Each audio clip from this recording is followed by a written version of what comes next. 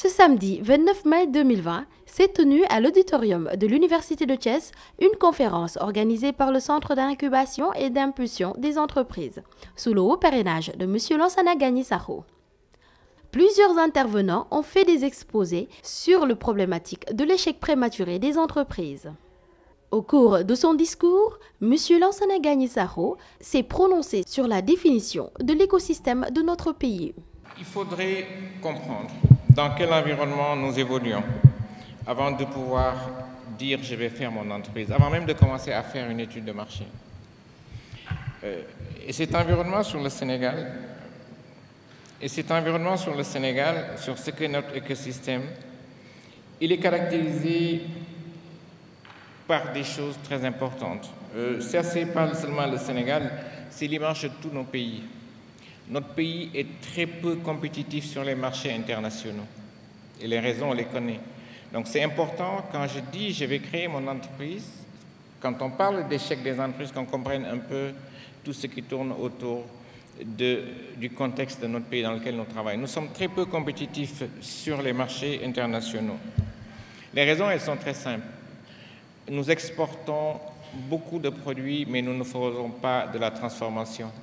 C'est ce qui explique l'axe 2 du PSE, qui parle de la transformation structurelle de nos entreprises. C'est déjà en cours, mais il faut noter que c'est un gros problème. Tant que nous n'arriverons pas à achever la transformation structurelle de nos entreprises et que nous continuons à exporter le cacahuète, par exemple, les graines d'arachide comme elles sont, tant que les mines, nous exportons le phosphate sans faire de la transformation, nous serons toujours liés à des aléas qui vont être liés au cours des matières premières. Ça, c'est le premier gros problème que nous avons. Donc, notre économie, elle est très peu diversifiée, le tissu faiblement intégré, et ce qui limite nos performances à l'export. Pourquoi l'export est important? L'export est important parce que quand vous prenez ce qu'on appelle l'UEMOA, nous avons un marché commun qui fait que l'entrepreneur qui est en Côte d'Ivoire peut venir vendre au Sénégal sans payer des droits de douane. Donc, il faudrait qu'en interne, qu'on arrive à avoir de bonnes capacités d'export. C'est la même chose sur la mondialisation. Hier, j'ai entendu des cultivateurs du Podor demander à l'État de les aider pour vendre leurs oignons, parce qu'ils n'arrivaient pas à vendre, parce que justement, notre économie n'est pas forcément compétitive. Il y a également d'autres faiblesses très importantes. Savez-vous que 90% des entreprises sont dans la région de Dakar? Ça, c'est un défi très important. Donc, on n'a pas une bonne répartition spatiale des entreprises. Ça pose des problèmes. Le second point, qui est également important, c'est qu'il y a une faible intégration de ces entreprises. Les PME importent près de 70% de leurs besoins en pièces, des clous. On ne fait pas de clous au Sénégal. C'est parce que, justement, nous avons une très faible intégration des entreprises que nous sommes très liés à l'importation. Et quand vous êtes lié à l'importation, naturellement, ça pose des problèmes de compétitivité. Ça, c'est les deux points très, très difficiles. Il y a la faible concentration spatiale, mais également les entreprises ne sont pas forcément bien intégrées. Il y a également deux autres faiblesses qui sont importantes, je crois. Il y a le système juridique et fiscal. Le Sénégal a un bon système juridique et fiscal, mais qui, parce que ça fait objet d'interprétation, fragilise les entreprises. Je pense qu'on doit avoir un système beaucoup plus fiable, beaucoup plus transparent et qui ne fait pas sujet à des interprétations. J'ai été directeur général de l'ONAS et j'ai fait l'objet d'un redressement fiscal. J'ai contesté, l'inspecteur m'a dit non, c'est ça, j'ai dit non, c'est ça. À la fin de la journée, c'est l'État qui dit c'est ça la bonne décision. Mais quand vous faites ça, ce que vous faites, vous ne rendez pas votre pays attractif parce que l'investisseur qui vient, il va préférer aller dans un pays où il aura, je dirais, plus de facilité, entre guillemets. L'autre facteur qui est important, on n'en parle pas souvent, je pense qu'il faut en parler, c'est le coût de la main-d'œuvre. Quand la Chine décide de dire, moi, pour faire des fleurs, pour faire des chaussures, pour faire des habits, je vais aller m'installer en Éthiopie, c'est parce que le coût de il y a la proximité, bien sûr, mais c'est parce que le coût de la main-d'œuvre en Éthiopie est plus bas. Le coût de la main-d'œuvre dans notre pays est très difficile. Nous sommes dans une compétition internationale. Les gens vont aller dans les pays où ils peuvent travailler plus facilement. Et je crois que le dernier point, je pense, j'en ai parlé un peu, c'est les ressources naturelles qu'on exploite. Donc, dans un premier temps, nous avons deux problèmes majeurs, c'est la répartition spatiale et la faible intégration. Les deux autres faiblesses que nous avons, c'est le système juridique qui est bon, mais qui fait très souvent l'objet d'interprétations. Il y a également le coût des facteurs techniques de production, l'électricité un peu moins, mais le coût de la main-d'œuvre, le code du travail est très rigide. Ça, quand vous voulez créer une entreprise et que vous ne maîtrisez pas ces paramètres, ça va vous rattraper pendant l'exécution, pendant le fonctionnement. Donc je crois qu'au niveau structurel, nous avons de grosses difficultés. Pour les PME, on en crée beaucoup, mais il y a des difficultés majeures. Le deuxième point, pourquoi elles sont vulnérables, la plupart des entreprises sont familiales. De gros problèmes au niveau de la gestion interne. On dit très souvent que c'est l'État qui doit pousser à la création d'entreprises. Mais l'État a deux rôles. L'État doit mettre en place le cadre macroéconomique, mais tous les paramètres de gestion en interne relèvent de l'entrepreneur qui doit travailler sur cette base-là. Ça, c'est le second point qui fait que la plupart des entrepreneurs n'y arrivent pas. Donc, des problèmes de gestion interne. L'entreprise est très souvent familiale. Mais ce qu'il y a de plus grave, et je pense que c'est pour ça qu'un incubateur existe, c'est pour ça que des organismes comme l'ADER, comme l'ADPME, comme le FNPJ existent, c'est que nous lançons dans l'entrepreneuriat sans forcément maîtriser les marchés. La base d'une entreprise, c'est le marché. Qui est dans le marché? Qui sont mes concurrents? Quelle est sa stratégie? Très souvent, ces étapes sont très souvent bâclées et naturellement, après, quand on se met sur le marché, on se rend compte de la réalité et on n'arrive pas forcément à suivre. Il y a l'autre aspect qui est un chemin de croix, c'est l'accès au financement. L'ADER ne va pas vous donner votre fonds de roulement, ce n'est pas son rôle, bien sûr. La DPME ne va pas vous donner votre fonds de roulement. Ce qu'on appelle le fonds de roulement, c'est ce dont vous avez besoin pour tourner tous les jours. C'est la banque qui doit vous donner cet argent. Mais pour que la banque vous donne cet argent, la banque a besoin d'avoir une entreprise d'abord formelle. Une entreprise formelle, une entreprise qui soit capable de donner les garanties et une entreprise qui soit capable de présenter des états financiers et qu'on peut suivre. Malheureusement, la plupart des PME ont souvent ce problème-là. Donc l'accès au financement devient très difficile. Et quand l'accès au financement devient très difficile, vous n'avez pas les fonds qu'il faut, vous n'arrivez pas à vous en sortir. Je vous donne des exemples basiques. Tous les fournisseurs sont au minimum sur ce qu'on appelle 30 jours date de facture. Vous faites votre production, vous remettez à votre fournisseur qui vous dit « je vous paye 30 jours date de facture ». Et là, vous payez peut-être 60 jours après, mais vous n'avez même pas d'argent pour continuer votre cycle de production. Et ce n'est pas le rôle de l'État. C'est le rôle théoriquement de la banque, mais comme vous n'êtes pas structuré pour répondre de façon positive aux exigences de la banque, votre entreprise arrive et s'arrête. Et je crois que c'est un gros problème qu'il faut. La faute, ce n'est pas forcément les banques.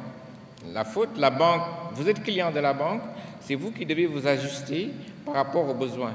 Peut-être que nos États devraient développer des systèmes de financement alternatifs qui sont plus adéquats. Voilà, ça c'est les points les plus importants. Cette vulnérabilité dont on parle, des entreprises, je ne parle pas des grandes, elles arrivent à tenir un peu plus, naturellement, mais ce qui disparaît, c'est beaucoup plus les PME. Il y a des problèmes d'accès au financement, il y a des problèmes de connaissance des marchés, mais surtout, il y a des problèmes de structuration. C'est des PME qui sont familiales, qui ne sont pas gérées de façon très efficiente, et naturellement, à la fin de la journée, il arrive qu'il y ait des soucis. Maintenant, qu'est-ce que nous devons faire ? Aujourd'hui, nous sommes dans un contexte international en perpétuelle mutation. Il y a d'abord ce qu'on appelle le processus d'intégration dans l'Union monétaire ouest-africaine. C'est ce que j'appelais un peu le marché commun, qui fait que toutes nos frontières sont ouvertes.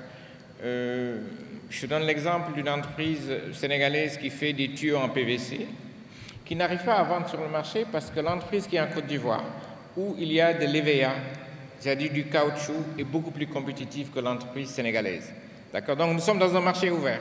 On ne peut plus dire qu'on travaille essentiellement sur le Sénégal. Donc il faut adapter nos entreprises pour qu'elles deviennent de plus en plus compétitives. On a les accords de l'OMC également qui vont entraîner des mutations majeures et ces mutations vont aller à l'ouverture de plus en plus ouverte de nos marchés.